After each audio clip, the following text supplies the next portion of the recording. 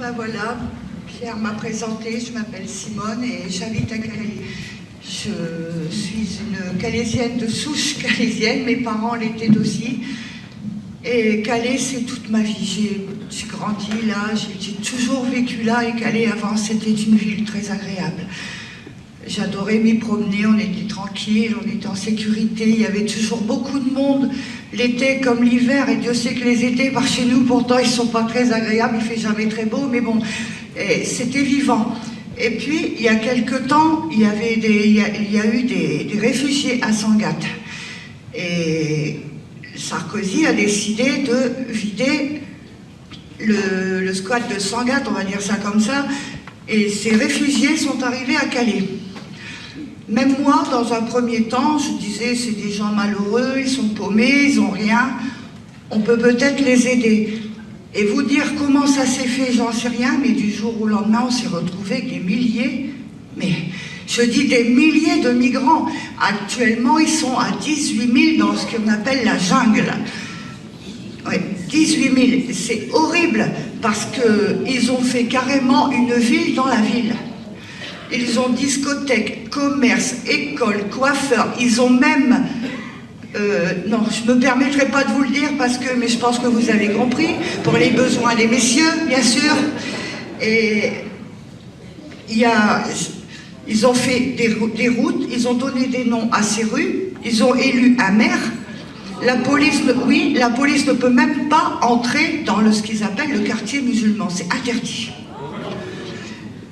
Jusque-là, on aurait peut-être pu supporter, mais on ne peut pas supporter l'insupportable quand on voit qu'à longueur de temps, c'est tous les jours, toutes les nuits, ce sont des émeutes. Ils déboulent en centre-ville à 2, 3, 4 000, partout. Ils frappent sur les voitures à coups de barre de fer. Ils agressent les gens, ils vont même agresser les enfants. Il y a des viols, il y a des vols. C'est inimaginable ce qu'on subit. Ils rentrent chez les particuliers. Les gens sont chez eux, sont à table, ils rentrent, ils veulent manger, ils se servent, tabassent parfois aussi les gens, ils volent ce qu'ils peuvent voler et après, ce qu'ils ne peuvent pas prendre, ils le saccagent. Et quand on veut se défendre, on a la police sur le dos. La police ne prend plus aucune plainte depuis longtemps maintenant. Mon propre fils s'est fait agresser aussi. Il se promenait tranquillement en centre-ville, il était en train d'écouter sa musique, il avait les écouteurs aux oreilles, quand on lui a tapé sur l'épaule. Il s'est retourné pensant que c'était un copain à lui. Il avait en face de lui 3 clandestins, pardon. Et il s'est pris un grand coup de barre de fer en pleine tête. Mon fils est quand même assez costaud, donc il a réussi tant bien que mal à accuser le tue, il s'est défendu, et bon, les 3 se sont pris une trempe, mais il a entendu sur le côté qu'il y avait du bruit, il y avait une trentaine de migrants qui venaient pour le massacrer. Et donc il est téméraire mais pas kamikaze, il s'est sauvé. Quand j'ai vu mon fils rentrer comme ça, franchement, je me suis dit, ils auraient pu me le tuer, quoi. Et il n'est pas le seul. Ils agressent les enfants quand ils reviennent de l'école, ou qu'ils partent à l'école, ou qu'ils vont au collège. Ils vont jusqu'à prendre les bus scolaires, montent avec les enfants dans les bus scolaires. Là, il y a le 23 janvier, ils ont fait une grosse émeute à Calais. Ça a été horrible. Ça a duré toute l'après-midi, toute la soirée. Ils ont jusqu'à taguer la statue du général de Gaulle. Ils ont écrit dessus « Nique la France » avec le drapeau de Daesh en dessous. Voilà. Qu'est-ce que je peux vous dire de plus que ce qu'on subit? Ils manifestent parce que sur leurs conditions d'accueil, mais plus on leur en donne, plus ils en veulent. Ils en ont jamais assez. Jamais, jamais, jamais. Quand on les croise, c'est donne monnaie, donne téléphone. Si on ne donne pas, on se fait tabasser. Et ne comptez pas sur la police pour vous aider. Je vous dis, ils ne prennent même plus les plaintes. Quand on veut manifester, on se prend la police sur le dos. Quand on se fait agresser, on va au commissariat de police. Que voulez-vous qu'on vous dise? Ils se ressemblent tous. On ne peut rien faire. Et je ne vous raconte pas de bêtises. Ça, je vous promets. Et moi, personnellement, j'aimais beaucoup avant aller sur ce que j'appelle la tombe de mon fils, c'est à la mer. J'ai perdu mon fils, on a mis ses cendres à la mer parce que c'était son désir, j'ai respecté son vœu. Je disais à mon mari, le soir, emmène-moi sur la tombe de mon fils, j'en ai besoin. Je ne peux plus le faire maintenant, parce que rien que le fait de traverser le centre-ville à Calais, on se met en danger. Le soir comme ça, dès qu'il commence à faire noir, on se met en danger. Je ne peux plus aller là où j'aimais aller pour... Je ne peux plus. C'est pas possible. J'ai peur. J'ai peur. Et on est beaucoup comme ça à Calais. Et ce que je ne comprends pas non plus, ce sont les Calaisiens. Ce sont les Calaisiens. Encore hier, il y a eu une manifestation. On était peut-être une petite dizaine de Calaisiens. Et tous les autres, ils étaient où? Mais la peur n'évite pas le danger. Le gouvernement nous a abandonnés. Ils ont décidé de condamner Calais. Et si nous, Calaisiens, on ne bouge pas, on va choper tous les migrants de France là, et nous, on est fichus, on est morts. Et les Calaisiens, des moutons, je ne les comprends pas. Et hier, donc, j'étais à cette manif, j'étais en plein dedans, avec mon mari, mon fils, des amis. Et il y a eu le général Picmal qui était là. Il a parlé.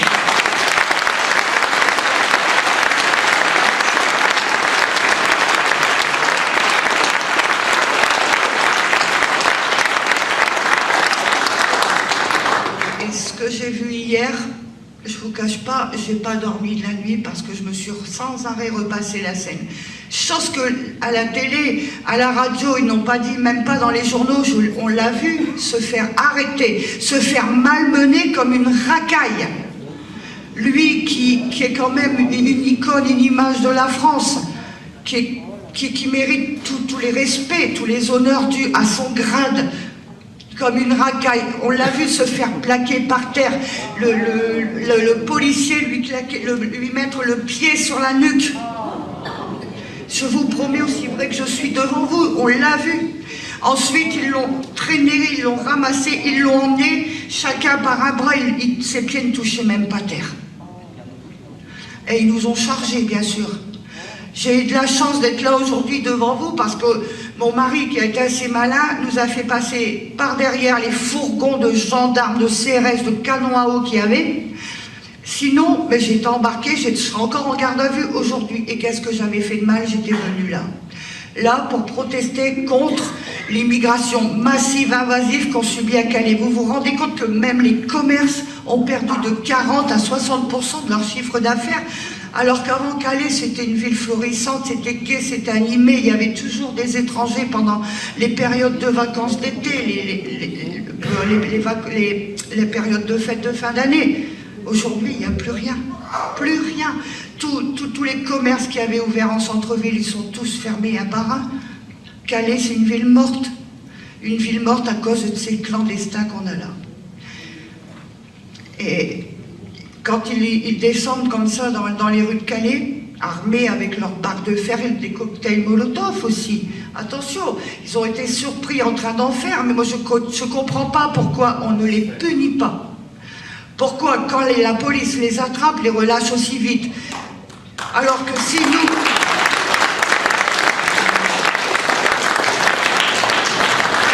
Alors que si nous, en tant que Calaisiens, en tant que Français, on a le malheur de faire un pas de travers, on est tout de suite emmené en garde à vue, on est passé sur le grill, on n'a plus le droit à rien, plus le droit.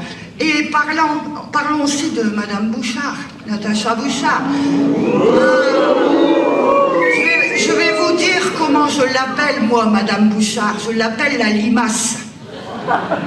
Oui, parce que plus le temps passe, depuis qu'elle est élue maire de Calais, plus elle engraisse.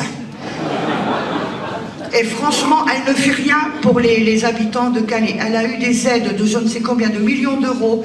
C'était pour aider les Calaisiens, pour aider à l'emploi. La première chose qu'elle a fait faire, ce sont les containers pour loger les migrants qu'elle a fait fabriquer en Bretagne et même pas à Calais.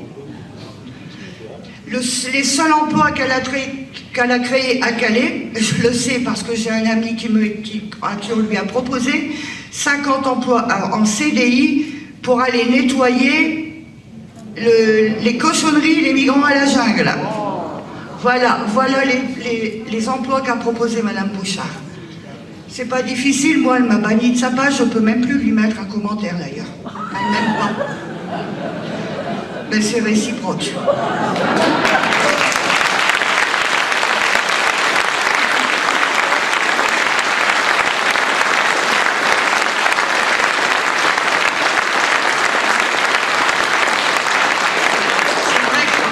Comme disait Pierre, je ne suis pas une intellectuelle, je n'ai pas fait des grandes études parce qu'ayant perdu mon père jeune, j'ai été obligée d'arrêter l'école très jeune aussi pour pouvoir aider. Mais je ne suis pas idiote pour autant.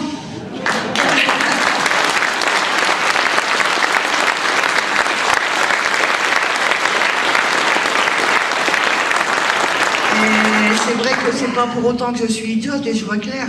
Je sais de quoi je parle et on le vit tous les jours. Tous les jours. Alors maintenant, il y a aussi une chose qui se passe, c'est que ce sont les no-borders qui... Alors là, les no-borders, c'est la pire racaille qu'il peut y avoir, parce que c'est eux qui poussent les clandestins qu'on a calés à foutre, à mettre le... On va le dire comme ça, le bordel, hein. Mais c'est bien pire que ça. Ils sont aux quatre coins de la ville avec leur talkie-walkie, puis ils leur donnent leurs ordres. J'ai vu les CRS reculer, moi, devant les migrants l'autre fois. Ouais. J'en ai pleuré. Parce que je me suis dit, c'est pas normal. C'est pas normal. On est chez nous, on est dans notre pays, on est dans notre ville. Les CRS devraient plutôt... C'était aux migrants de reculer et pas l'inverse. Pas l'inverse. Alors, ils manifestent parce que, comment donc, ils veulent 2000 € d'argent de poche par mois. Personnellement, moi, je les ai pas. Ça, c'est... Ils veulent une voiture et aussi une maison, bien sûr. Et une maison, parlons-en des maisons. Quand on voit que Madame Bouchard a fait expulser des gens de leur maison de Calais qui étaient auprès de la zone des dunes parce qu'ils étaient... C'était pas vivable pour eux parce que les migrants trop près de chez eux, ils ont subi des agressions, des vols et j'en passe. Elle les a expulsés alors qu'ils payaient leur loyer. Même moi, ma maison, on me chasse de ma maison le mois prochain. On me prend ma maison. Pourtant, on a toujours été honnête. Mais c'est trop long à expliquer. Il y a eu un jugement et on me vend ma maison le mois prochain alors qu'on n'a rien à se reprocher. Vous voyez? Chez mon mari qui est malade, qui a un cancer, mais ça fait rien. Les Français, il faut les écraser, il faut les foutre dehors, il faut leur prendre tout ce qu'ils ont pour laisser la place à la racaille qui veulent nous coloniser.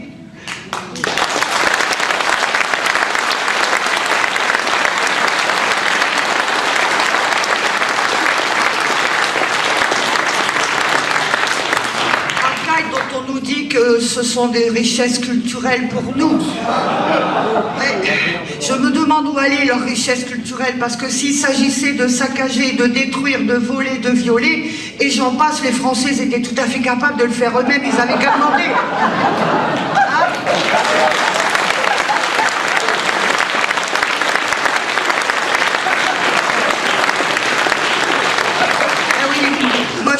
Avec mon cœur, avec mes mots à moi, et voilà quoi.